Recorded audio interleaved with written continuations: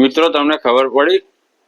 જે ઈંડા પ્રકરણમાં સામેલ આરોપીઓ હતા તેમને વડોદરા પોલીસે ગઈકાલે ખાનગી વાહનમાં કોર્ટમાં રજૂ કર્યા. તેમાં એક મહિલા આરોપી હતા, તેના જામીન મંજૂર થઈ ગયા. તે મહિલા આરોપી ધરપકડ થતા પહેલા એક વડોદરા પૂર્વ સાંસદને મળવા ગયા હતા. અને એ મહિલા આરોપી જ્યારે ધરપકડ થઈ તે વખતે જાહેરમાં બોલ્યા હતા કે મારી પાસે વિડીયો છે, આ બહુ મોટી સાજિશ છે, હું આઈપીએસ અધિકારીઓને આ બધા વિડીયો બતાવ્યા છે, અને એમના જામીન મંજૂર થઈ ગયા.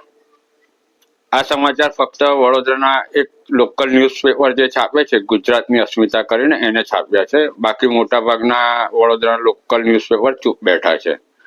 અને એક વડોદરાના અગ્રણી ન્યૂઝ ચેનલ, અગ્રણી પીઢ અનુભવી પત્રકાર જે કાયમ વિધર્મીઓની પાછળ પડી રહેતા હોય છે, એ બી ચૂપ બેઠેલા છે.